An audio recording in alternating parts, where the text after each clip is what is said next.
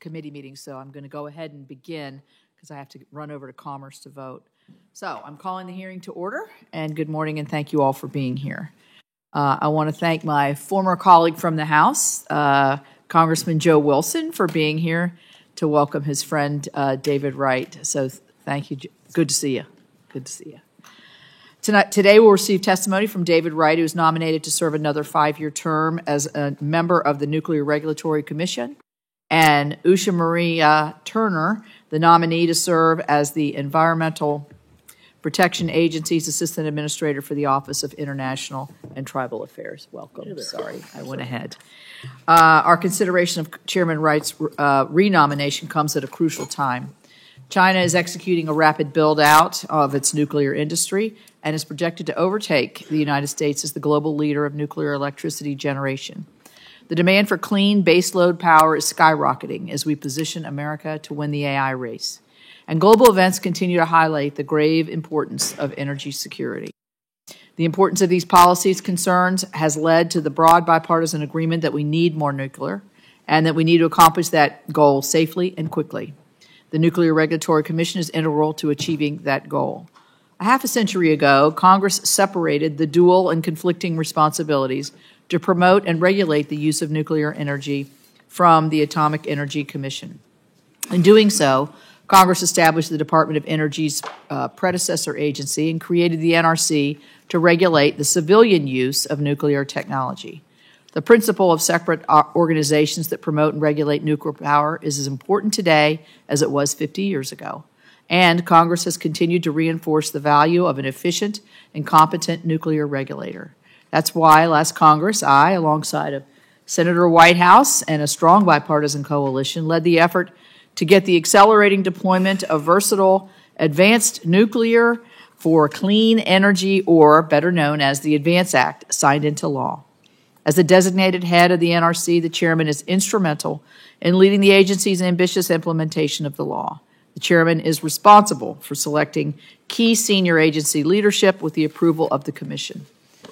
Through the executive director of operations, the chairman oversees the NRC's day-to-day operations and can direct its staff to undertake important initiatives. The chairman also participates in international forums to represent the NRC's premier role as the global leader in nuclear energy regulation. Now, the NRC has been thrust further into the center of the national energy conversation. Recently, President Trump signed a series of executive orders intended to expedite the rapid deployment of more nuclear power. Those executive orders are aligned with the ADVANCE Act, but must be carefully implemented to create durable, predictable policies for nuclear licensing. A rapid and destructive change to the nuclear regulatory framework would be counterproductive and potentially impact financial investment. The chairman and the commission must prioritize NRC's actions, being mindful of the need for regulatory stability as expeditiously and efficiently as possible while keeping nuclear safety central to the agency's mission. That's why experienced leadership at the commission is crucial to achieve these objectives. Chairman Wright has served as a member of the commission since 2018, and President Trump designated him chairman in January. His experiences provide the necessary background and understanding to navigate the extremely important and challenging task of simultaneously implementing the ADVANCE Act and the executive orders, while ensuring fundamental licensing activities are not overlooked. I look forward to understanding how Chairman Wright will navigate these important priorities.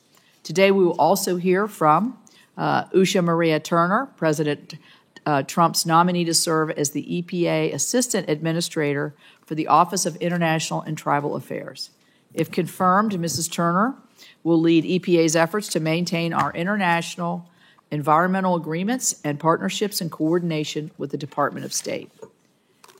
Mrs. Turner will also oversee EPA's engagements with tribal governments in implementing our nation's environmental laws and helping our tribal governments administer their own environmental programs.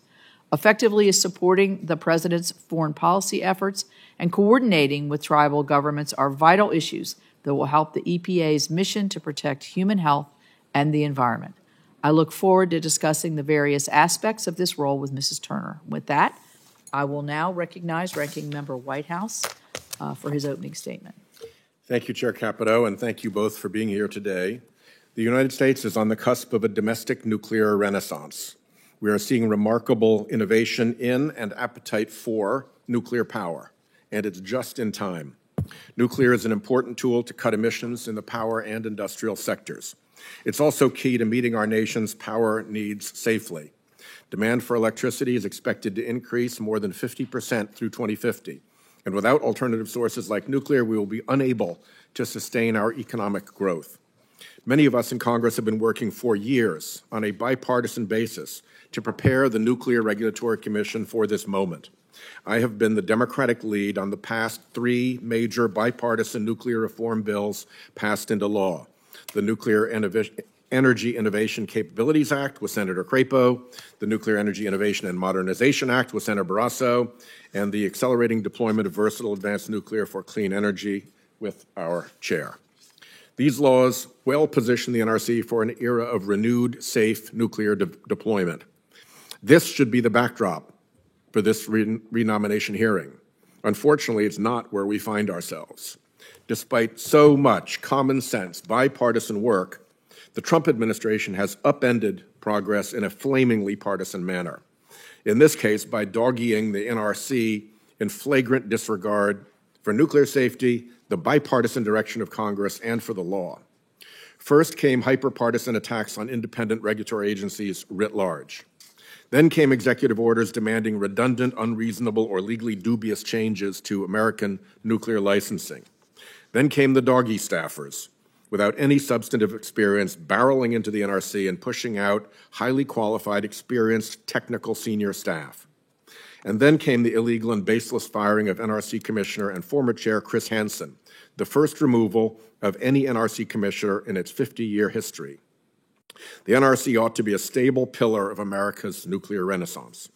Anyone in the nuclear industry will tell you that safety and public trust are foundational to the continued safe operation of our existing nuclear fleet, let alone our overdue progress into new reactors and technologies.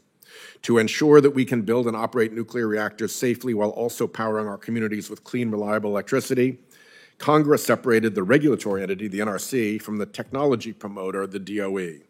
The separation ensures we can lead the world on nuclear innovation and maintain effective oversight. The tumult at the NRC is not what members on either side of the aisle wanted. It has created chaos that will introduce unnecessary procedural roadblocks and slow down nuclear licensing. It will push out expert staff at a time when we need to retain all current talent and attract new expertise to oversee the deployment of next-generation nuclear technologies. It will add legal and regulatory uncertainty that will impede project development, and that's saying nothing of the myriad other ways that other cuts to IRA tax credits, DOE's Loan Programs Office, and other key programs will undermine nuclear deployment in America. All that said, Chairman Wright, I support the President's renomination of you. You are a qualified nominee. I hope that you can address the current upheaval quickly and that you can actually lead the agency as chair. Should you be confirmed, I ask that you commit to us a bipartisan committee that will hold you to account on bipartisan basis, that you will do as the law provides, uphold NRC independence, adhere to its mission, and effectively, efficiently, and faithfully execute the laws passed by Congress. As to Ms. Turner's nomination to lead the Office of International and Tribal Affairs at EPA, Trump's EPA, unfortunately, has become a cesspool of fossil fuel-driven corruption, even weaponizing the justice system to serve the interests of the polluters. We have reached the point where any nominee President Trump sends to EPA should be treated with skepticism. This nominee has spent her entire career working for gas utilities and fossil fuel companies, including, most recently, Chesapeake Energy, one of a handful invited to attend fossil fuel mega donor Harold Hamm's Mar-a-Lago fundraiser, where President Trump promised big oil executives carte blanche over environmental regulations in exchange for money for his campaign. The corruption and conflicts of interest are happening in plain view. Nothing against you, Ms. Turner, but because of what's happening at EPA, I cannot support this nomination. And somebody is chairing for the chair. I was just waiting for you to finish up, Senator. All done, so thank sir. you very much. You got it. Okay, thank you, Senator Whitehouse. I will now introduce our nominees. Our first nominee is the Honorable David Wright, currently serving as President Trump's designee to be chair of the U.S. Regulatory Commission. Having served as the NRC Commissioner since May 2018, Chairman Wright has guided the Commission in implementing the ADVANCE Act and ensuring nuclear safety remains the Commission's priority. His leadership is informed by years of public service and advising on nuclear and broader energy issues. Welcome, Chairman Wright. Our second nominee under consideration is Usha Maria Turner, tapped by the President to serve as the Assistant Administrator for EPA's Office of Internal and Tribal Affairs. Ms. Turner currently serves as a Senior Advisor to the EPA Administrator Lee Zeldin. An engineer by training, she joined the EPA in March following a 25-year career working on key environmental and energy issues across Oklahoma and Texas. Welcome, Ms. Turner, and congratulations, both of you, on your nominations. Before we move into opening statements for the nominees, I will administer the oath to receive their sworn testimony. So I'll ask you both to please stand and raise your right hand and answer the following question. Do you swear the testimony you are about to give to this committee is the truth, the whole truth, and nothing but the truth, so help you God? Great. Thank you very much. Let the record show that the witnesses have answered the question in the affirmative, and so now we will hear from our nominees. And Ms. Turner, we will start with you, so when you're ready, please proceed to your opening statement. Thank you, Mr. Chairman. Good morning, Chairman Capito, Ranking Member Whitehouse, and members of this committee. I am honored to appear before you today as President Trump's nominee to be the Assistant Administrator for International and Tribal Affairs at the United States Environmental Protection Agency. I want to express my deep gratitude to President Trump and to Administrator Zeldin for the confidence and trust that they have put in me through this nomination. It is truly humbling, and if confirmed, I promise to faithfully execute my duties at EPA consistent with the administration's policies and EPA's statutory authority. I'm joined today by some very important and proud people in my life sitting behind me: my husband Neil, my son Alex, my brother Akil, my big brother Akil, and his daughter Nara.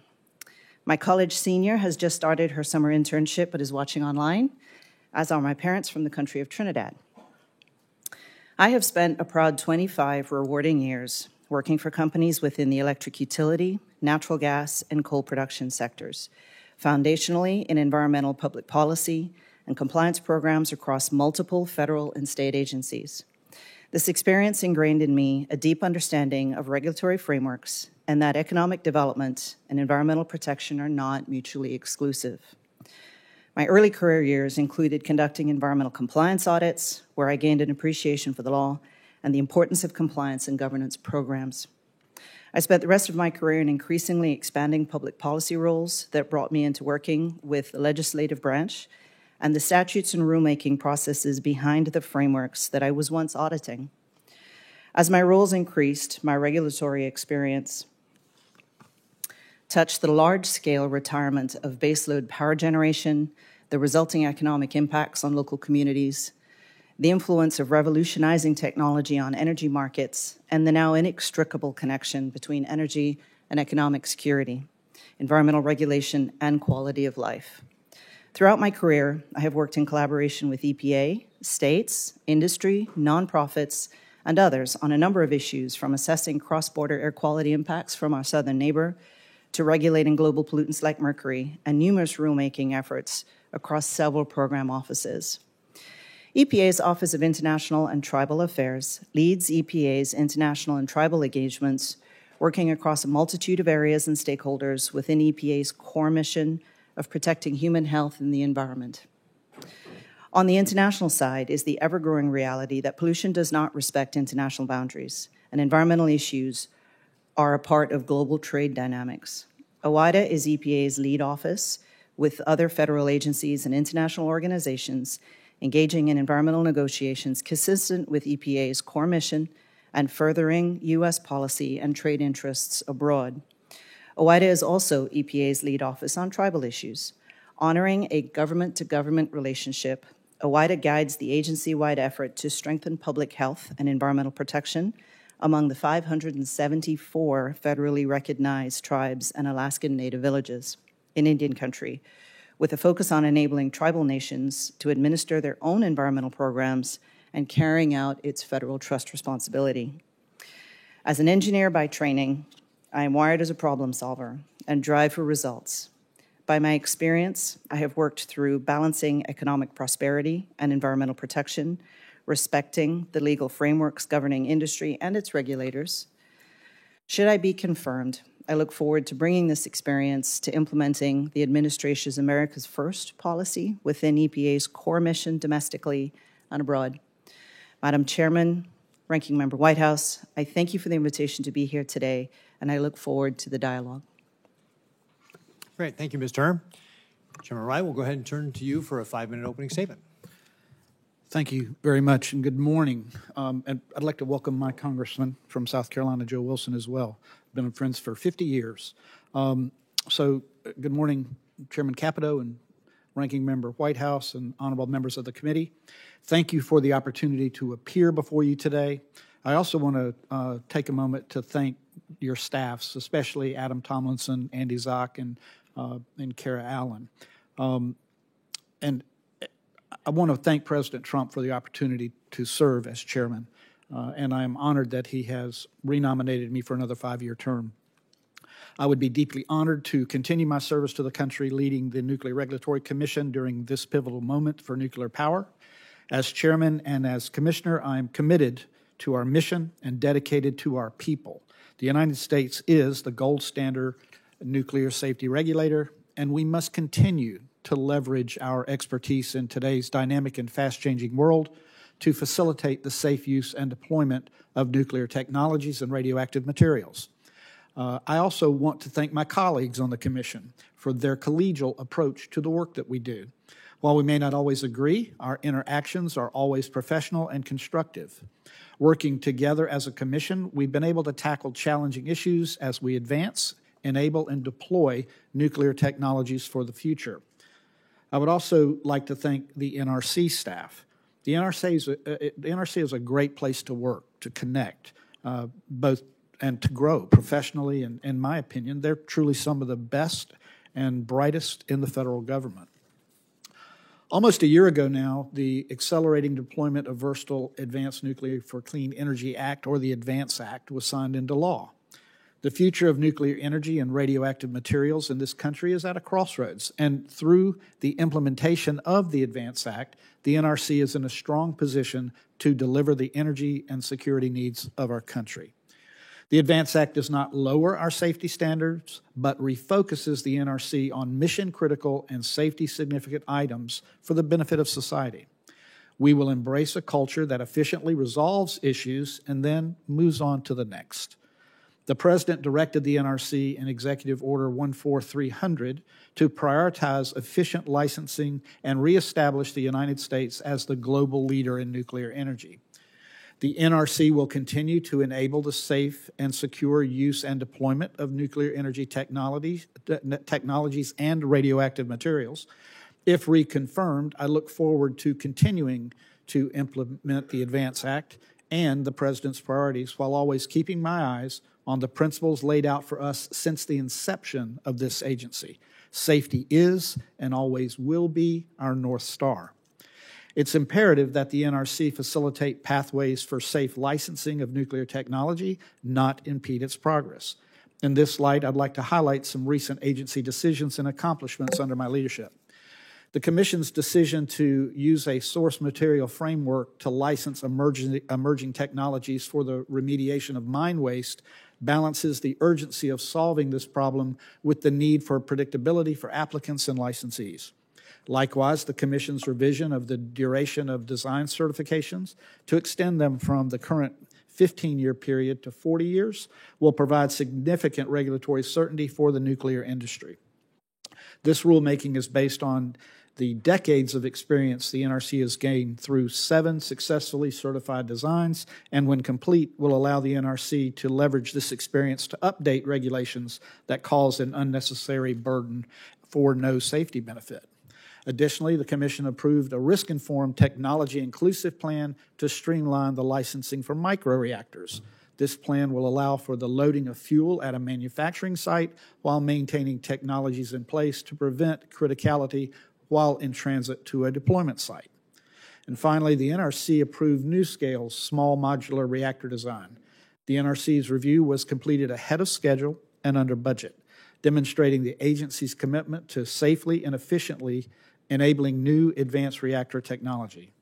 These examples show that the NRC can safely license advanced reactors and nuclear technology in a manner that does not impede its progress. If reconfirmed, I will continue to move the agency forward. I'd like to close by stating that Congress and this administration has made their intentions to the NRC clear, that safety will always be our strike zone over home plate, our North Star, as we seek to embrace a culture of efficiency within the Commission and the important work we perform. If reconfirmed, I look forward to continuing to lead the NRC and achieving energy dominance in this great nation. Thank you for the opportunity to be here, and I look forward to your questions. Great. Thank you, Chairman Wright. I look forward to hearing from both of you how you're going to continue to serve Americans and Nebraskans. We will now begin a 5-minute round of questions, and I'm going to start since Chairman Capito is not here.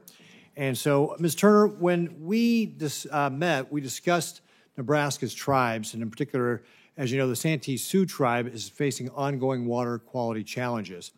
A no-drink order has been issued by the EPA in 2019 due to high manganese levels, and the tribe still trucks in potable water to this day.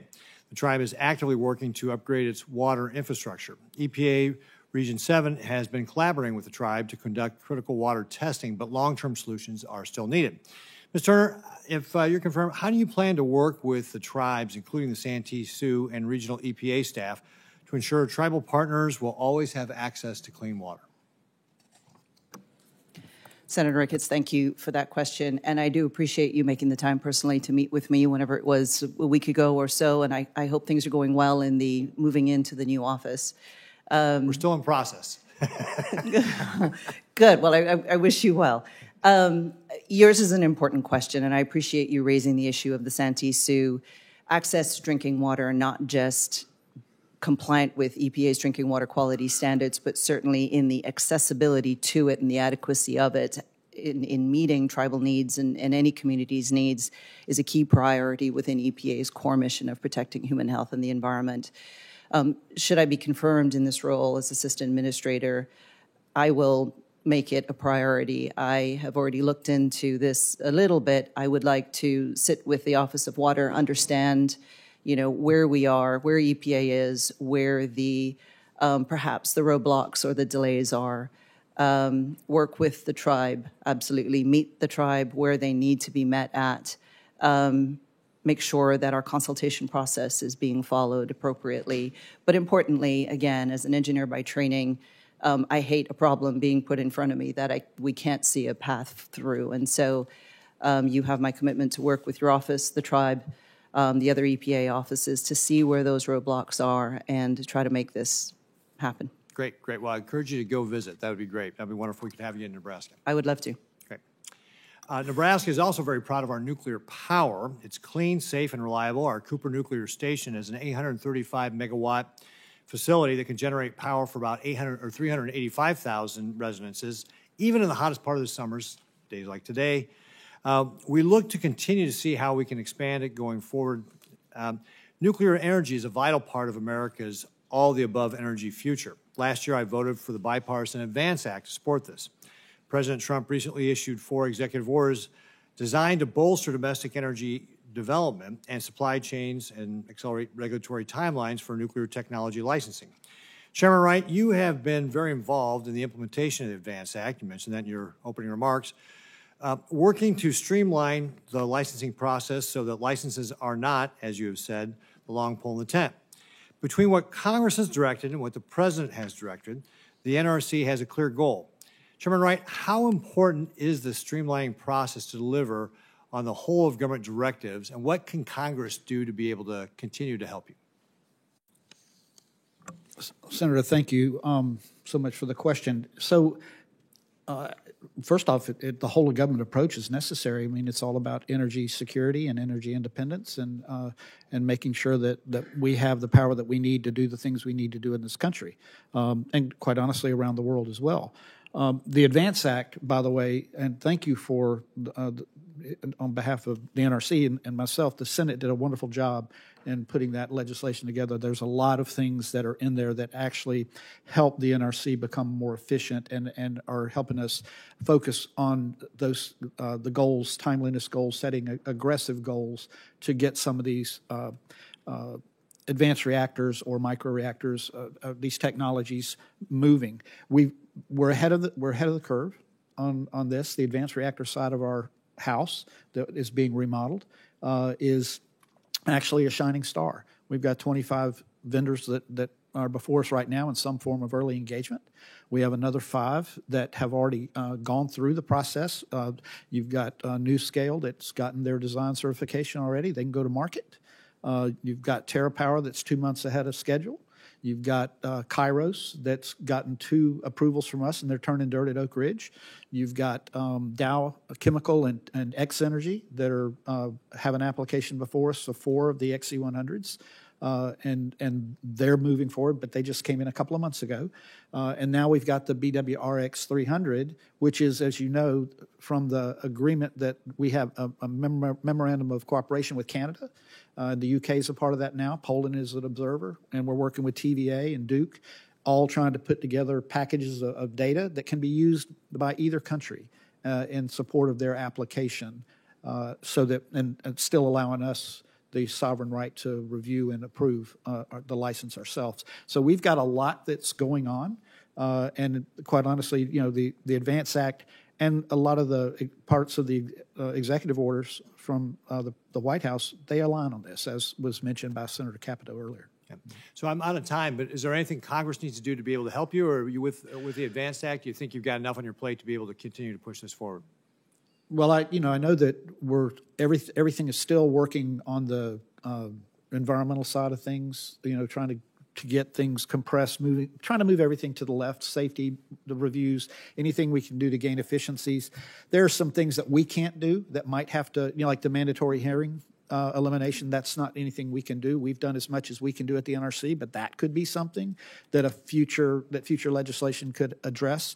And as I told you in our meeting, I think I met with you back in February, as I did with many of the members of this committee, we're going to stay in touch with you and give you, if there are things that we think we need, we're going to come to you about it. Great. Thank you very much. Senator Whitehouse.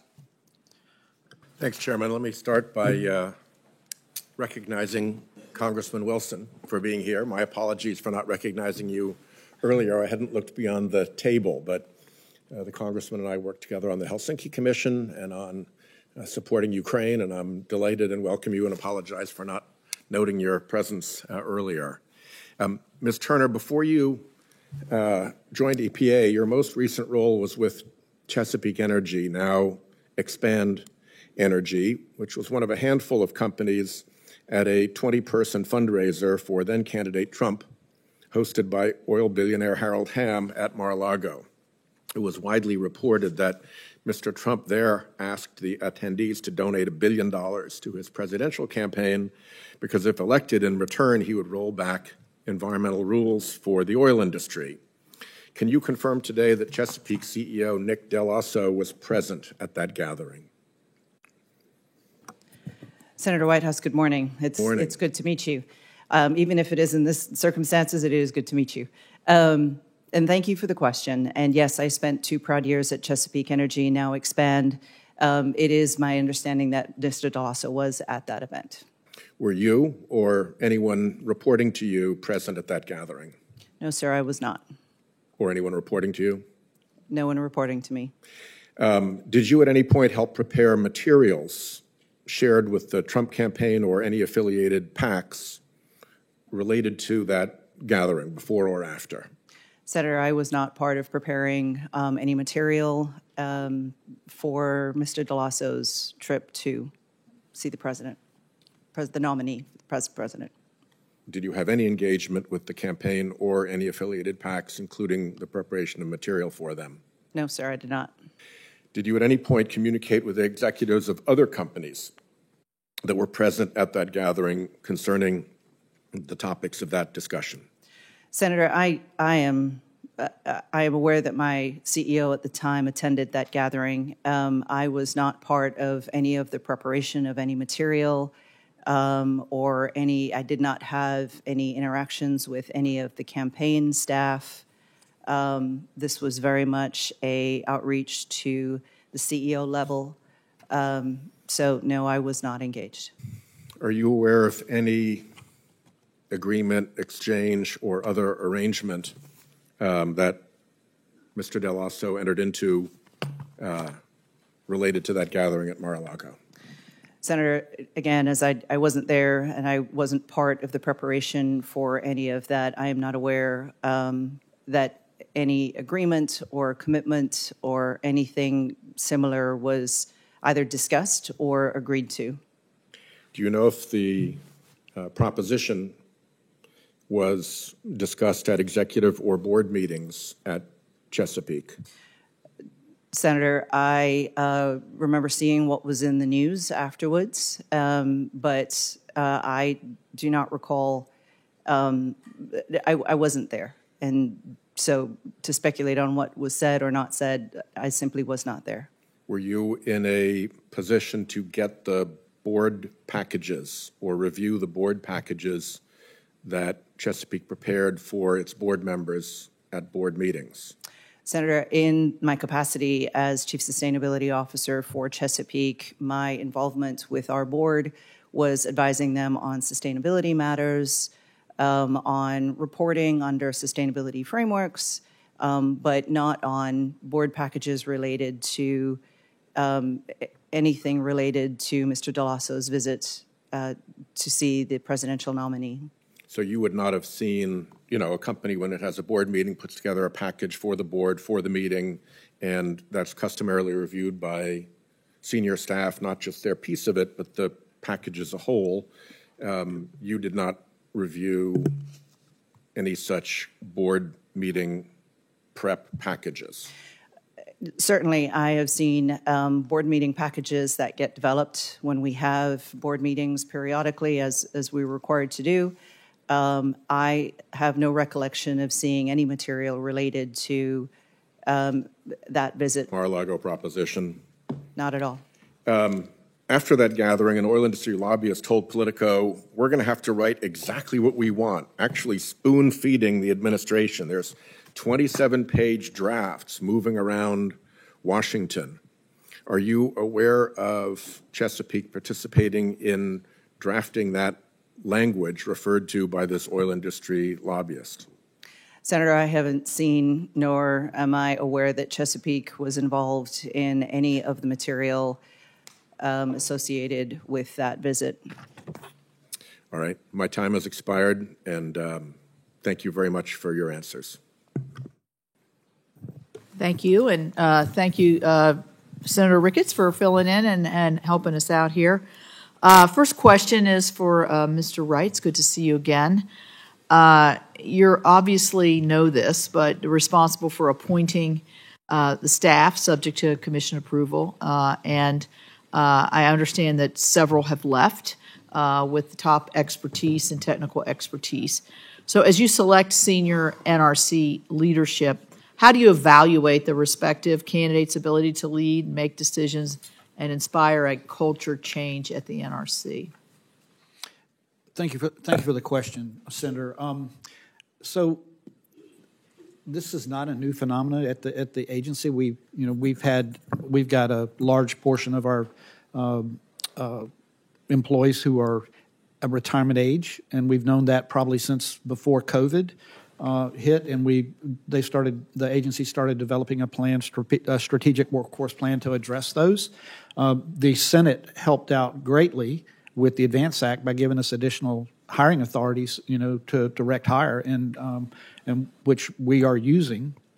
So people are going to retire. It's going to happen. It's happened to me everywhere I've been. Running business, being a state agency head, being a mayor of a town, all those those things happen all the time. And I have to respect when somebody says they want to retire, they're doing it for personal reasons or for family reasons, and I have to honor that. Having said that, the way I learned the agency is I went out among the people. I went and walked all the offices. I learned who they were, what they did, how they did what they did, and how they supported me. I could observe them in every situation, whether they were a parent, a parent, who they supported just by being in their office observing. And then I got to know them personally over the last 7 years.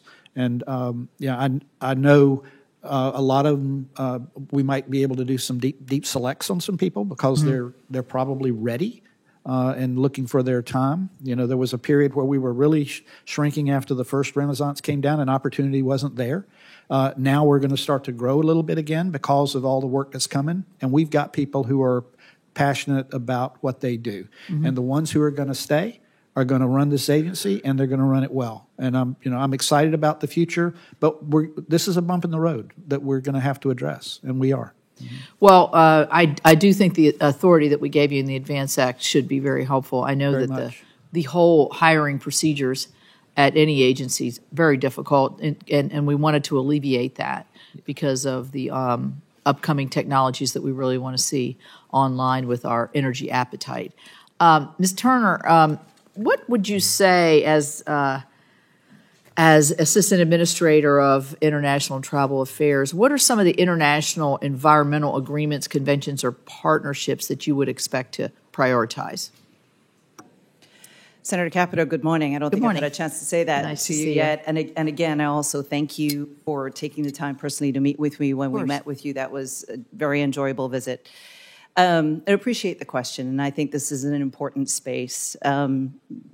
With so much happening internationally, there's a number of things that, should I be confirmed in this role, that the Office of International and Tribal Affairs, I think, will engage in. I will say, however, that it is the U.S. government's policy that it is the Department of State that sets international policy. That direction, of course, comes from the White House, and EPA lends its technical expertise in the environmental space to the Department of State. And so going forward, we defer to the Department of State as to which international engagements they choose to further the administration's policy in. Having said that, there are a number of international engagements that we have already attended and participated in. Things like Basel, Rotterdam, Stockholm, which deals with hazardous waste, transportation, chemicals. Very interesting engagement around PFAS in the Arctic environment, which EPA has engaged in with the State Department and a number of other countries. And I think some of what we keep an eye out for is some of the developing technology space and things that do our international programs cover adequately, mining of critical minerals and the setting of standards around that, which EPA is also currently engaged in. So it'll be interesting to watch as technology develops and the response needed out of those international conventions as to any changes that may come, and lending that incredible EPA expertise to the Department of State as we engage. Thank you. Thank you. Senator Padilla. Thank you, Madam Chair. I want to begin by addressing the recent firing of Commissioner Chris Hansen. This firing was without cause and contrary to existing law and longstanding precedent regarding the removal of independent agency appointees. Chris Hansen was an exceptional public servant who upheld the highest levels of integrity. And this political firing is not just troubling on its face, but will hamper the Nuclear Regulatory Commission's critical work and erode the essential trust and responsibility that the NRC holds. And I share this, colleague, because it is important context as we consider Commissioner Wright's nomination. As the sole member of both this committee and the Energy and Natural Resources Committee, I want to make sure I draw my colleagues' attention to the recent reports that the Trump administration is proposing to shift some nuclear licensing responsibilities away from the Nuclear Regulatory Commission and to the Department of Energy, and essentially turning the NRC into a rubber stamp rather than a trusted safety regulator. This effort has direct implications, colleagues, for the jurisdictional prerogatives of this committee and our oversight responsibility concerning nuclear power and safety. This is not a straightforward effort to simply streamline the federal government. Instead, I fear it could have significant implications for the safety of our nuclear power industry, and more importantly, for the trust of the American people in nuclear energy. There are some people who approach this conversation as fans and boosters of nuclear energy and want more. There's others who approach this conversation in the belief that nuclear energy is key to achieving our climate objectives. Either way, when it comes to anything related to nuclear energy and the public trust, we have to recognize that once you break the public trust, it is very hard to rebuild it. Madam Chair, I urge you to ensure that this committee protects its jurisdiction and the independence of the NRC, and we must block any effort that would cause the American people to have any reason to doubt the safety of nuclear power. Now to my first question. Proud to represent the state of California, where we're not just home to the San Onofre Nuclear Generating Station, which is in the process of being completely decommissioned, but we're also home to Diablo Canyon, which is still generating nuclear energy. We're also home to earthquakes and a number of significant faults. And so seismic safety as it pertains to the nuclear energy conversation has been important to me since long before I served as chair of the State Senate Committee on Energy, Utility, and Communications when I was in the legislature. And so with that context, I want to ask a question of Mr. Wright. What steps, Mr. Wright, will you take to ensure that communities located near reactors can feel safe in the event of an earthquake? Senator Padilla, thank you for the question. And by the way, thank you for taking the time to meet with me back in February. I pulled you off the floor, and you made time for us. And it was a good conversation, and I look forward to continuing to work with you and your team in your office. So we already do very detailed assessments, and the NRC requires our licensees to do these assessments on seismic and flooding and other major natural disaster type things that could happen. It's all part of our calculation and their safety basis, right? And so we've got margin. So, some people refer to it as orders of magnitude above what is needed. And we have the experience to evaluate this, and we do it regularly. And we can do it site-specific at any time using current data. Yeah. Or any new data that might come out there. We're going to stay on top of that. So, Mr. Wright, I want to thank you. I don't have a lot more to say about this, but at least you've gotten the beginning on the record. I'll just emphasize the need for the technical assessment capabilities of the NRC, the independence of the NRC, and communicating with the public for public confidence purposes. But in my limited time, I want to at least ask one question of Ms. Turner. I appreciate the comments you've made as it pertains to international engagement and policy setting. My question is domestic. Tribal consultation is critical to ensuring that the voices and sovereignty of tribal governments are respected in the federal decision-making process.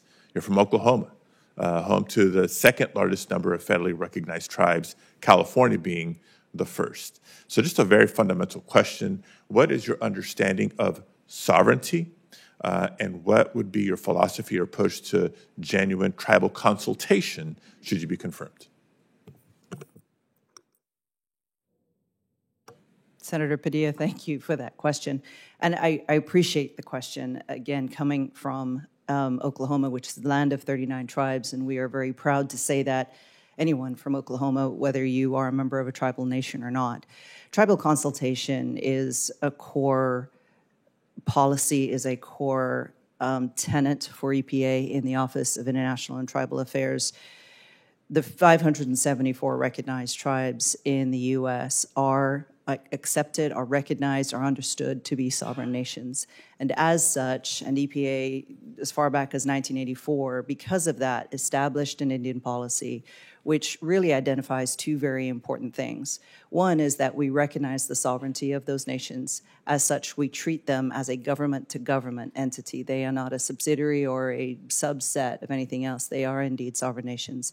And as such, we work towards enabling their ability to oversee the environmental trust of their own lands. They know their lands better than we do. And one of EPA's core responsibilities from within the Office of International and Tribal Affairs is to work with them to see that as they are able and to meet them where they are at. Tribes, as we know in Oklahoma, are of various sizes, of various histories, various resources. So to meet them where they need to be met at, to enable their journey towards treatment as a state. I almost dislike the term treatment as a state, but it's a term we use. They are not states, they are sovereign nations, but work towards their abilities to develop the capacity to oversee environmental programs on their own lands. And that is something that EPA takes very importantly. Okay, thank you, Madam Chair. I'll have follow-up questions, which we'll submit for the record. Thank you. Senator Curtis. Thank you. And to the senior senator from California, I think I heard you say California had a lot of faults. Earthquake faults, Got to be it. Okay. precise. Just clarifying. Actually, Senator, really appreciate the work we've had together on Fix Our Forest and appreciate the good work that you're doing. Ms. Turner and Mayor Wright, may I use that term? I continue to believe that mayor is one of the best public positions that we can hold. As mayors, you have to be nimble, you have to deliver results, you have pragmatic accountability, and it's my experience that those are all important things in this current role that you're approaching as well, and I appreciate your service there. We've had a conversation to talk about Utah, and as you know, Utah aspires to be a centerpiece in nuclear as we move forward. It's just a great solution to clean baseload. And as you're aware, we've had some attempts, not always successful, and I'm curious how the NRC can work with our entities in the state on paths forwards and specifically lessons learned so that we can make this a reality in Utah. So, first off, once a mayor, always a mayor. All right, Mayor? So, you know, I know that there has been some issues there with UAMPS and everything, but, you know, we're a safety regulator, right? And so utilities and other nuclear companies out there, companies that have nuclear, they make decision on their energy assets, whether it's nuclear, gas, or anything else. They make that in a boardroom, and we're not a part of that financial discussion. But what we are committed to as a safety regulator is to collaborate with the states, like Utah, to have discussions early on things that they are looking at, maybe technologies they're looking at, or other permits that they're looking at, early site permits or things like that. And we commit to getting it done efficiently. We have been getting our house in order to do that, and that's the lesson learned that we took from the early work with NuScale. We learned how to put core teams together, tiger teams together to break things apart, so to speak, and to project manage each one of them. And the advanced reactor side of our house is a shining star right now. We're ahead of the game in every area there, and we're going to make sure that we can get everything done that needs to get done. We're not going to be the problem. Thank you. I was really proud last Congress in the House to have my bill, the Advanced Nuclear Reactor Prize Act, become law as part of the ADVANCE Act. And that legislation was built on this simple premise that if we want to foster innovation and clean energy, we have to reward and support first movers, and that starts with certainty and clarity, and I think you referred to some of that. And I think for any emerging technology, especially advanced nuclear, the clear rules of the road are not just helpful, but really mandatory. So my question is, how can the NRC ensure that applicants, whether they're startups or utilities, know what to expect as they navigate the licensing process? You mentioned efficiency on your end, but as you can well imagine, a municipality or others that might take this process, it's kind of what I would call a big gray cloud, and how they penetrate, move forward. How can the NRC help with that? Well, first off, we have to be transparent about everything, and we've got to provide clarity along the way. We need to be sure that we're truly communicating what needs to be done, and we're not playing hide the rock with the people who come before us. Although we are, quote, not supposed to be consultants or to be promoters, we do promote nuclear safety. That's one thing we do. And if we know the answer to what an applicant might need to get a decision reached by us, we've got to share that information with them. We shouldn't hide it, right? Yeah. So we've got to be transparent. I think if you look at the Advance Act and the executive orders, you'll see a lot of this is aimed at ensuring that the applicants have the efficiency, that there's transparency, they have the best possible chance of making that through. If leaning on your past service on the commission, how do you think that's prepared you to move forward and deal with some of these, and what are kind of lessons learned for you? So, Senator, every part of my life experience has taught me, and I apply it today. I mean, I'm a colon cancer survivor, as is my daughter, and having to fight that battle with both of us, for both of us, and as a dad in support of a daughter, you learn a lot about metal and about what you're made of. As a mayor, you've already spoken to this. You have to be nimble. That's the closest to the people you're going to get. I didn't even leave the town to buy gas. I bought everything inside the town. You got to support your people. You can't jaywalk in your own town either when you're mayor. Exactly. I mean, so everything I learned about leadership came from either cancer, baseball, or serving as mayor of a small town. In the end, it's about people. It's just about people and leading people to do. Thank you. I am out of town, and Mr. Turner, I'm out of time. I'm sorry I don't have questions for you as well, but thank you for being here today, and look forward to getting to know you better as well. Thank you. I yield. Yes, thank you. Senator Husted. Thank you, Chairwoman Capito. Mr. Wright, thank you for being with us today. Good morning. And I appreciate you taking the time to visit with me. We had a wonderful conversation. You know of my great interest in nuclear energy. As a senator from Ohio, we have a great demand for electricity, an increasing demand at almost an alarming rate, for very good reasons, that we are a manufacturing state, so as we do Made in America, we need to make more things, which requires more energy. We are a data center state, which means that as America tries to lead in AI, our increasing energy demands with data centers are almost unfathomable at the increase in demand. And then, of course, electric vehicles and other things are creating more and more demand. I know that in the last couple of days we've seen some interrupted services around the country. A lot of that's because of grid, not because of generation. But it's important, and this is really a bipartisan issue because nuclear energy is one of those. Is a form of energy that addresses both needs: the environmental need of zero carbon, but also the baseload energy that provides for 24/7, 365 power, which is necessary for all of these components. However, America is overly reliant on foreign manufacturers of enriched uranium for our nuclear facilities. We have the only American-owned uranium enrichment company in Portsmouth, Ohio, or at the Piketon plant, or at the Portsmouth plant in Piketon, Ohio. And making sure that we continue to support what's happening with American enriched uranium is very important, and I know you play a role in that because you want to do two things. You want to provide safety, and you want to provide it efficiently.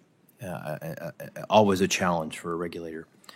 And recently, I introduced legislation called the Nuclear Refuel Act with Ranking Member Whitehouse, which would set clear standards for licensing requirements for nuclear recycling facilities, a new technology that the industry really believes they need clarity on in terms of the rules for how they would be regulated. I want to, if you would, to give me some thoughts on that, and do you agree that there is a need for clarity, and could that create a safety and efficiency opportunity if we pass this legislation? So thank you for the question, Senator. And it was an honor to come and meet you in your office, and your lovely wife too. That was a treat.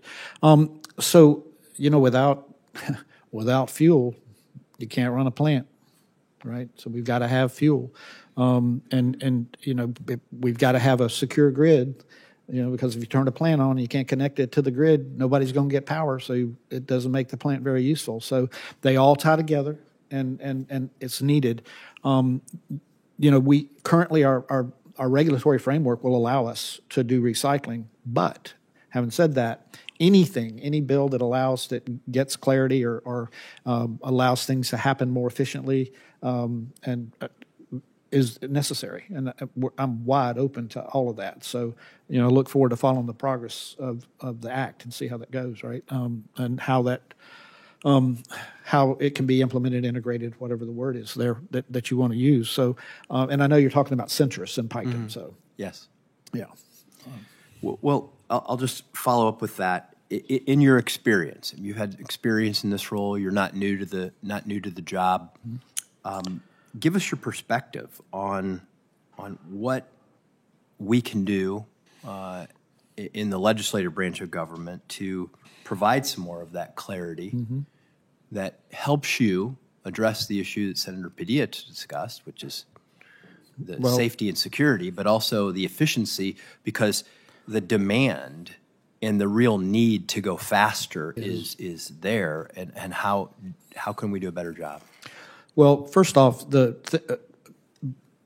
legislation like the ADVANCE Act that's been kind of a game saver, game changer for us, and because it's allowed us to focus on things and to get more efficient. And then really now, as we look to reorganize the agency, how are we going to become a more nimble licensing reviewer and certifying these designs in a more efficient manner? We've still got to maintain the safety standard, safety case. So at the moment I'm sitting here right now, you've given us the tools to get started. Obviously we've got to. You're going to have more uranium at some point, right? Yes. And I know that the Congress is working on ideas there. I know that we've got strong technical expertise within the agency. We're going to be able to do the reviews and the licensing of these facilities, and we're going to be able to, using your hiring and retention tools that you gave us in the ADVANCE Act, we're going to be able to get the talent that we need if there's a gap. So we'll have the workforce we need to support these reviews, and we're also we're training people now. And the new hires that we have been able to get on board we're actually cross-training people so that they can be moved to other areas if the need is there and when the need is there. Yeah. So I will stay in touch with you about this, though. Yeah. Thank you. And I'll just in closing want to add that one of the things that if we're going to do more Made in America, one of the things that's essential for our economic and national security is enriching our own fuel for these facilities, and hope we can get more of that done domestically. Thank you, Chairwoman Capito. Senator Kelly, thank you. Thank you, Madam Chair, and thank you to both of our nominees for being here today and your willingness to serve. I want to start by discussing the topic of abandoned uranium mines. As you know, there are thousands across the western United States. There are over 500 on the Navajo Nation, and we've been working for decades to clean up these abandoned mines. We've encountered a number of challenges. So I want to start with Chairman Wright. One of these challenges has to do with how easy we can employ new and promising technologies. As I believe you know, EPA and the Navajo Nation have piloted a technology that could reduce the amount of hazardous waste at an abandoned mine by as much as 85%. But this technology hasn't been able to be used more widely because they're waiting a licensing decision by the NRC. And in particular, the question I understand NRC has been wrestling with is whether remediation technologies can be licensed as a service or whether there needs to be a specific site process, basically for each site. My view is that these technologies should be licensed as a service. On the Navajo Nation alone, there are more than 500 abandoned uranium mines requiring, and if you require an NRC license for each of those mines separately, it could take years more to clean them up. So Chairman Wright, can you explain how you approached this issue on the commission and why you supported a service provider approach? Thank you, Senator Kelly. I was hoping you would ask me a question on DISA because you may know this, I was the first vote cast about 3 years ago for option 2B, and I actually made that vote public so that I let it be known to you and to Senator Lummis that you were being heard, okay? And I really think this technology is a game changer because it is a service provider, and I think that the NRC did kind of direct staff for it to be a service provider framework, and because that's one license. If it was a site-based thing, you'd have to license for every place you go, and that's way too slow, way too onerous, and I don't think that's the right way to go. So, Mr. Chairman, when do you think the first license is going to be issued? They filed their application in March. We've got a detailed. We accepted it for their application for a detailed review April the 11th, and I think it's on track to complete the review by September of this year. Great news. Thank you. Ms. Turner, if you're confirmed, you will be the senior official at EPA responsible for tribal issues.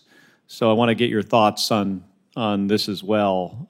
In the first Trump administration, EPA led the development of a 10-year plan to address uranium contamination on the Navajo Nation, which is the framework still used by EPA and the Navajo Nation to guide these cleanup efforts. If confirmed, will you commit to ensuring EPA continues to carry out the work it laid out in the 10-year plan? Senator Kelly, good morning, and I want to first thank your staff for taking time to meet with me and bring this issue to my attention. I think I ran into the elevator afterwards, and I think you asked me a very interesting question, which is why tribal and international are together. And I have an answer for you, but I will answer your uranium mines question. Not being confirmed in this role, I'll put it the other way. Once I'm confirmed, and should I have the honor of being confirmed in this role, having boots on the ground in this area for this topic is something that I very much look forward to. It is one of many issues within EPA's halls that have been going on too long, that if you are members of the nation that either are directly or indirectly impacted, it's unacceptable that it has gone on this long. I do want you to know that this is a priority for this administrator. President Nygren was in our offices not that long ago supporting the repeal of the Clean Power Plan. He did sit down with the administrator, and this is one of the issues that came up. So should I be confirmed in this role, this is one of the first things I do look forward to engaging in, understanding what is in the 10-year plan, understanding what potentially is delaying the 10-year plan, the agreements that EPA has made under that plan. Whenever you've got multi-agency engagements trying to solve a problem like this, you can see where there are potentials for delays. In the tribal consultation space alone, I think there is something like 18 different tribal consultation policies within the U.S. government. So I do very much look forward to engaging in this issue, understanding where the delays are, and seeing what we can do at EPA should I be confirmed to make progress. So, Ms. Turner, it sounds like you're committed to the 10-year plan. You just want to make sure it gets implemented efficiently. Senator, I'd like to understand better what's in the 10-year plan and understand the responsibilities in that plan that both the NRC, EPA, and any other agency involved has to sit down with the tribe and understand what their needs and wants are, understanding that for them, this needs to be done yesterday. Mm-hmm. Yeah, thank you. Thank you, Madam Chair. Thank you. Senator Boozman. Thank you, Chair Capito. Ms. Turner, it's good to see you. You have an impressive background, which includes delivering reliable and affordable power to communities in Arkansas, including the hometown that I grew up in, Fort Smith. To do such work, it's essential to maintain strong relationships with the local communities, including tribes.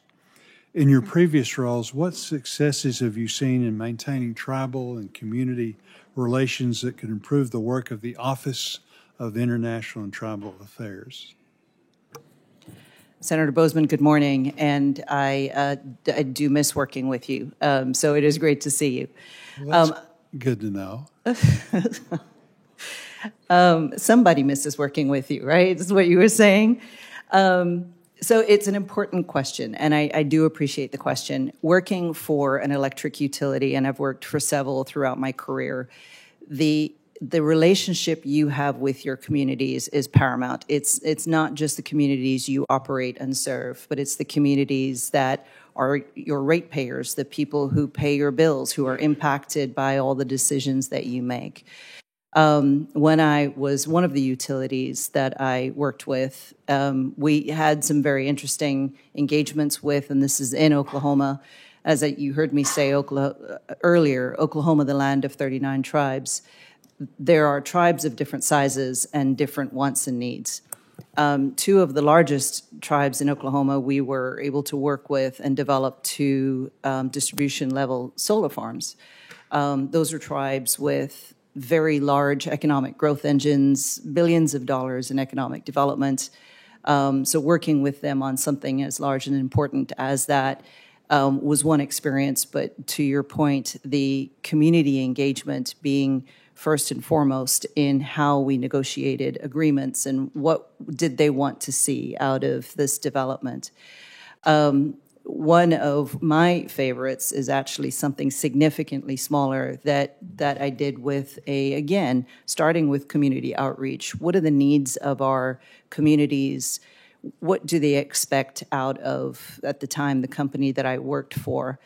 And this was the Uchi tribe, which is not even federally recognized, but it's a small private business on a parcel of land that I think was about 40 acres, fifth generation Oklahoma family, very proud.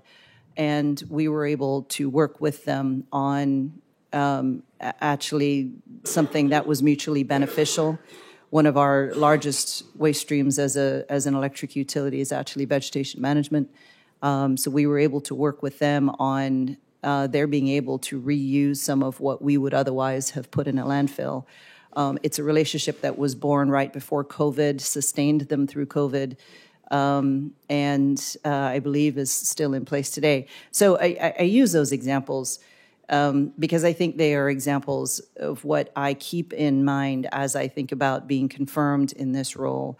In the 574 federally recognized tribes throughout the country, their histories are different, their sizes are different, their resources are different, and it's important for EPA in general and in this office to recognize that and to execute EPA's core mission, its federal trust responsibility, and meet the tribes where they need to be met at. Mm-hmm.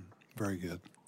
Well, that's really was going to be my next question, in the sense that communities in Arkansas throughout the country often see major delays in infrastructure projects like upgrades, water systems, business construction, broadband expansion, because the current process for coordinating between EPA, tribal governments, and the Corps of Engineers isn't always the fastest or most effective.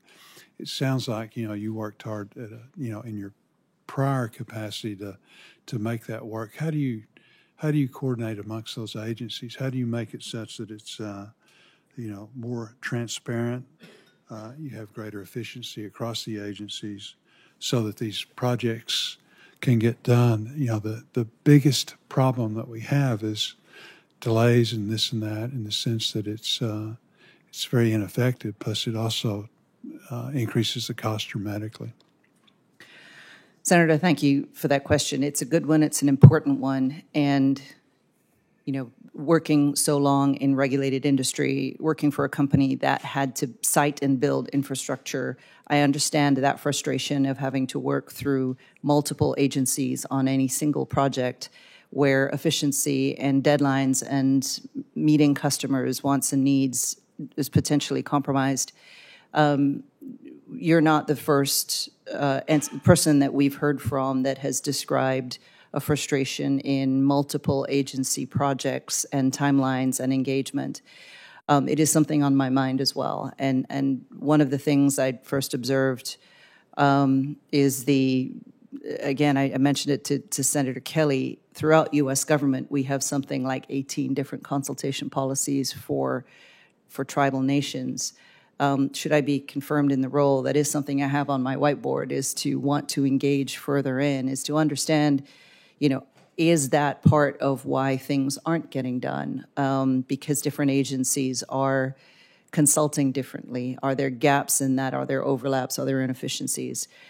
The other thing I'll say, and one of the reasons why I said yes when I was asked to serve in this administration, is there is a real commitment, not just by this administration, but by this administrator, to get things moving, to see where the delays are, to streamline permitting processes as we can, and to make things happen where perhaps they've been stalled. Very good. Thank you, Madam Chair. Senator Markey. Thank you, Madam Chair. President Trump has ordered the destruction of offshore wind all along the east coast of the United States. That was going to be 30,000 megawatts of electricity coming in. He's ordered the destruction of it, which is a tragedy. He's ordered the destruction of the tax breaks for wind and solar in the bill that's going to come before Congress. That's a tragedy. We have a dramatic rise in AI consumption of electricity, and the president is destroying. President Trump is destroying our ability to have an all-of-the-above strategy. And as a result, it's going to put more pressure on the Nuclear Regulatory Commission to press forward faster to license new nuclear power plants. It's going to give the natural gas industry an opening to come in where there was no opening in terms of the construction of new plants because Trump is killing the electrical generation capacity that was the plan, for much of the country, but especially the East Coast. 94% of all new electrical generating capacity in the United States installed was wind, solar, and battery. Let me say that again. 94% of all new installed electrical generation capacity in the United States last year was wind, solar, and battery. Trump has declared war on that.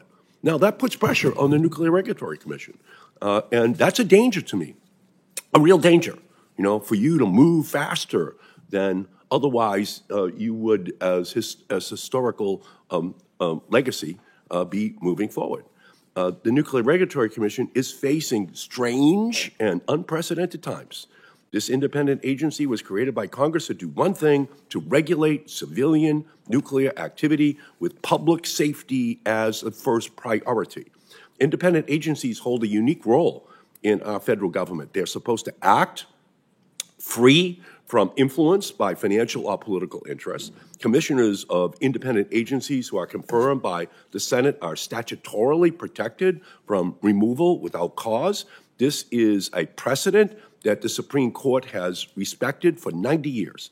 Yet over the past 5 months, this administration has fired Commissioner and former NRC Chair Hansen without cause, fired safety-focused staff for no good reason at the behest of DOJ, forced commission rulemakings, which are supposed to be independent, to go through executive branch policy review to ensure alignment with Trump's agenda, which, of course, is to absolutely crush the clean energy revolution for the benefit of the nuclear and natural gas industries, just to crush this all-of-the-above strategy, and pressured the NRC to accelerate license reviews and cut corners while ignoring community concerns. So, Mr. Chairman, if reconfirmed, how will you protect the NRC from attacks that jeopardize its independence and ability to protect public health and safety? Thank you, Senator Markey, for the question. And I did enjoy our visit back in March with you and your staff. And I bought your book, too, by the way. Found it at an old library that had closed down. So to answer your question, we're accountable. We're an independent agency. We're in the executive branch. That's where we're housed. We're accountable to both to Congress and the administration. Safety is our strike zone over home plate. It is our North Star, and it will continue to be that. Nothing that has happened so far nobody's asked us to compromise safety in any way. Nothing has touched safety. It's coming your way, Mr. Chairman. It's coming your way. They're destroying. I do know they're destroying entire industries with no regard, ultimately, for the safety of the American people from pollution. Yeah, keep going. I'm sorry.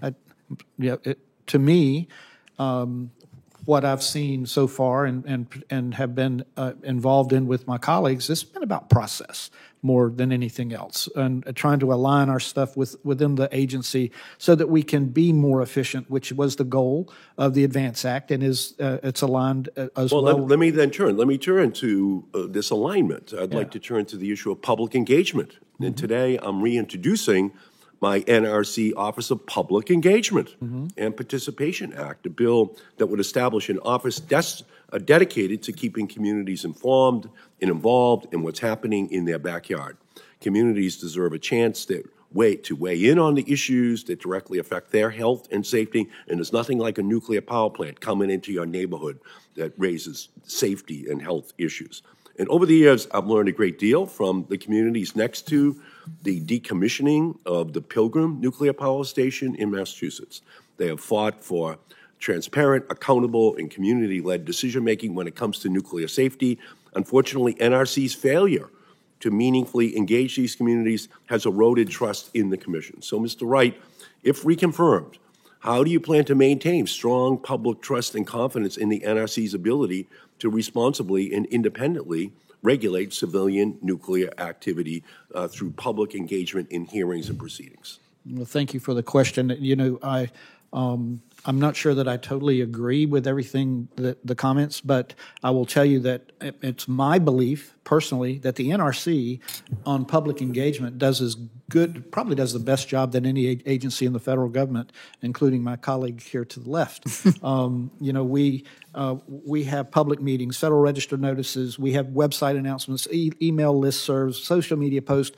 In the tribal areas, we will go into the community, do potluck dinners, we'll translate into native languages and print, do radio, if they don't have broadband, we go to them to seek their input. So I believe that and there's a lot more that we do as well on top of that. So, but I will say this, Trump has issued executive orders that threaten open and transparent public hearings, license reviews, rulemaking process. You're going to be under pressure. You're going to be under a lot of pressure, Mr. Chairman. Yeah, I appreciate the concern, Senator, and I will tell you that I look forward to reading your legislation. I just heard about it this morning. Thank you. All right, Senator Wicker. Thank you. Thank you, Madam Chair. Commissioner Wright, I want to ask about early site permits. I expect the Grand Gulf plant in Mississippi to decide soon to move forward on constructing a new nuclear unit. If this occurs, they might then be required to perform duplicative safety, health, and environmental assessments already done as part of the early site permit renewal, potentially costing ratepayers in my state tens of millions of dollars. This can be waived based on the quality of the work for the early site renewal, and if so, if you continue to serve in this office, will you commit to working with me and the White House to find a pathway to extend these permits with less burden and less cost to the customers? Absolutely, Senator. That's just common sense. I think it's something that needs to happen, and we're going to have to find a way for people to get through the process and get it out the door. So yes, I will work with you. Thank you very much. Now let me switch to a more general topic, and that is small modular reactors, SMRs. There's a lot of talk about SMRs. Yes, sir. There are very few of them actually out there. But for those listening, microreactors offer potential benefits, including enhanced safety features, greater flexibility in deployment, and value to both civilian and national security applications. What is the NRC doing to modernize its regulatory framework? What can you tell us about this development? Why don't we have any more of them in operation, and how soon will these become a way of life? Well, that's a lot that you just asked about. Well, you got 3 minutes. This is an area that, as I mentioned earlier, that the NRC is actually leaning in hard on and doing a great job at in the advanced reactor side of the house. We can't review anything that doesn't come before us in the form of an application. And as I mentioned, we have 5 people that have been before us. One's gotten out right now. NuScale, they're out. They're done. Standard design approval, they can go to market. The others are ahead of schedule. They're all good news story. And we've got 25 or so that are before us in some form of early engagement. And if you saw the chart, it's like a waterfall of people coming in 26 and 27 and 28. And so we've got to staff up to the people so that we can do those reviews and licensing actions that are going to be needed.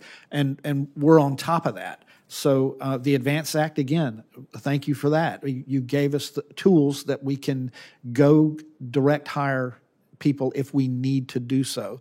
And you've given the opportunity for early movers to, come in and maybe get some of their fees waived or something like that if they're the first in. So we're working right now with DOE and with DOD to try to be part of that microreactor process and to get. Well, tell us about the DOD application, the national security application. Well, the one that I know that they've down selected to 8. Okay. Microreactors. At some point they will pick, I don't know, a couple of them maybe. I don't care who they pick.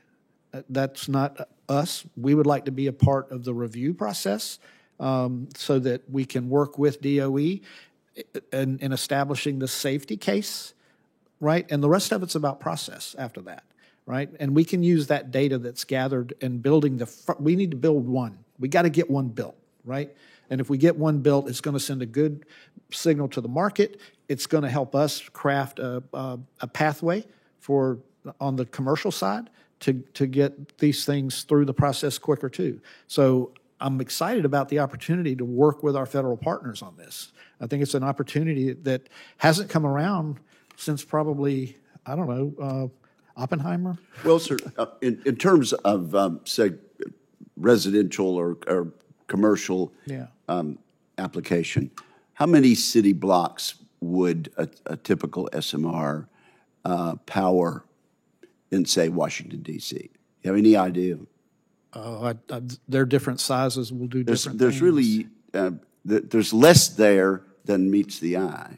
Oh, yes. Yes. I mean, they're, right now,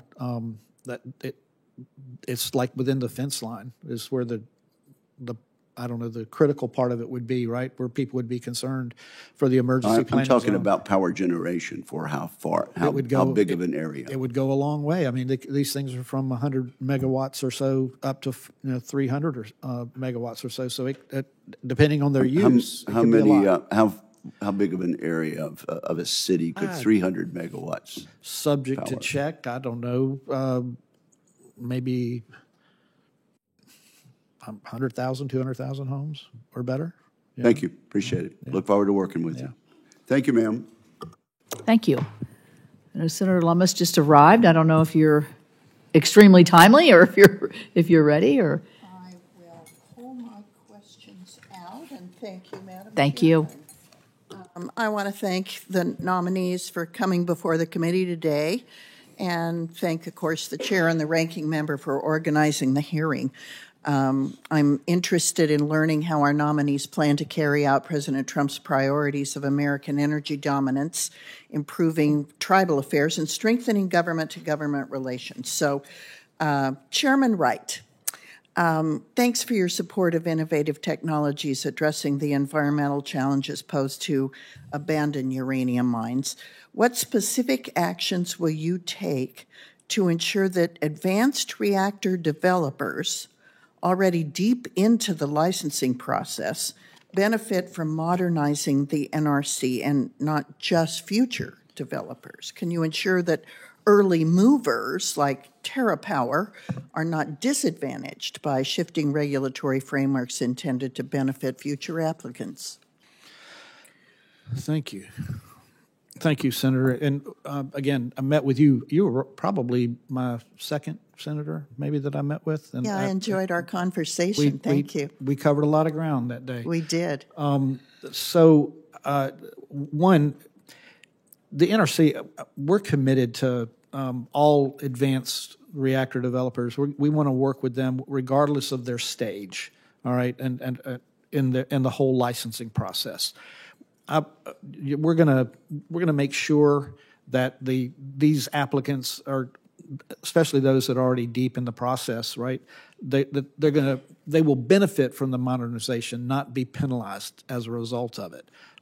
So the NRC is gonna, we appreciate and recognize those significant investments that they have made, right? And so we want to make sure that they get through the process efficiently and timely, and that we're not throwing up a roadblock that is unintended, right? So we're going to make sure that they get through, and they're not penalized.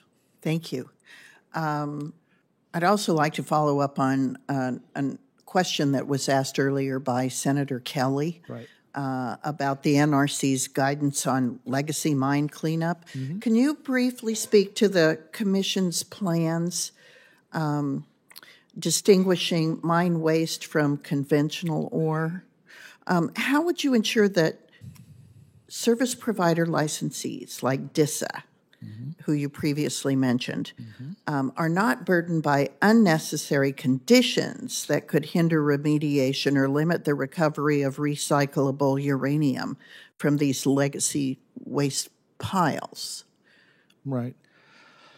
Well, Commission direction has got to be followed, right? I mean, the service provider network or framework was what we have recommended to be done, and that's going to be the way it's going to have to be, right? And outside of that, we've got the staff is going to have to, they were working at it, and I think they got stuck on it, and I don't think there's been any movement on whether or not there will be a definition or how it would look or what it would be like. I'd like to get back to you on maybe how that stands at this moment. That would be much appreciated. Yeah. Yeah, thank you. I'll look forward to that conversation. Yes, ma'am. As you know, the cleanup that can be done, especially on the Navajo reservation. I mean, it's tremendous. It's a market-based solution to something that can get it done today. Yeah. And, even if it's 80%, 80% is clean. That's cleaning it up. Yeah, absolutely. I've been a fan about it for 3 years now. Thank you. Yeah. I'm so pleased to hear that, and let's follow up. Yes, ma'am.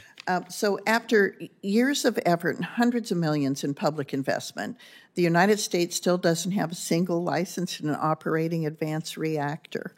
So what should we expect different results in the future? Well, yes. We should, and I think we're moving in that direction in a big way. As I mentioned earlier, a couple of times, that the advanced reactor side of our house is the shining star within the NRC right now. We just got the NuScale standard design approval out, so they can go to market now. And we've got others we have 4 other applications that are before us. Until the others come in with applications, we can't really start doing the official stuff, but we've got 25 others who are in early engagement with us so that when they get the questions answered on anything new and novel, their application will be robust and complete and full, and we should be able to get through the licensing process quicker. I mean, our goal's like 18 months or so. Yeah, duly noted, and I appreciate your response. Do I have time to ask Ms. Turner a question? Thank you, Madam Chairman. Ms. Turner, welcome. The EPA currently treats the 2 separate federally recognized Wyoming tribes as if they were one single tribe as it pertains to grant funds. This creates complications and fails to recognize the sovereignty of either tribe. Of course, the Eastern Shoshone, Northern Arapaho are the 2 tribes of which I am speaking, who inhabit the Wind River Reservation. So will you commit to treating each tribe as separate entities, as intended by the laws governing the trust relationship between the federal government and a federally recognized tribe? Senator Lummis, good morning, and I appreciate that question. Should I be confirmed in this role, I would want to understand why these two tribal nations are potentially being treated as one. You weren't here to hear me say earlier that EPA does take its federal trust responsibility seriously. We work with our tribal nations as sovereign entities. That government-to-government relationship is paramount to how we engage and how we respect the sovereignties of the tribes. So I would want to understand what is happening there. Should I be confirmed in this role? The releasing of grant money for our tribal programs is also very important. And so should I be confirmed in the role, I'd like to understand what's happening, work with the region, work with the grant staff that's overseeing this, and see what we can do to get that grant money taken care of. And that is a very fair response. So I appreciate that response, and let's plan on visiting about that further as time goes on. Absolutely. Thank you. Thanks, Madam Chairman. I yield back. Thank you, Senator Lummis. So it looks as though we've come to the end. One of the little housekeeping issues that was not addressed at the beginning, I'm going to address at the end. And these are questions for both of you. If you would just, we'll start with Chairman Wright and go across. Number one, do you agree, if confirmed, to appear before this committee or designated members of this committee and other appropriate committees of this Congress to provide information subject to appropriate and necessary security protections with respect to your responsibilities? Yes. Thank you. Do you agree to ensure that testimony, briefings, documents, and electronic and other forms of communication of information are provided to this committee and its staff and other appropriate committees in a timely fashion? Yes. Yes, Madam Chairman. And finally, do you know of any matters that you may or may not have disclosed that may place you in a conflict of interest? Confirmed? No. No. Thank you very much for that. I also ask unanimous consent to submit various letters of support for today's nominees. For both nominees, I have letters of support. So with no objections, letters are so submitted. With no further questions, I would like to thank the nominees and the audience and all of my colleagues for your participation in today's hearing. Senators who wish to submit written questions for the record have until 5 p.m. Monday, June 30th to do so. The nominees' responses to those questions are due back to the committee no later than 5 p.m. on Monday, July the 7th. I expect that you'll be working on those July the 4th as you're viewing the fireworks, and will be submitted for the record. So with that, this hearing is adjourned. Thank you both.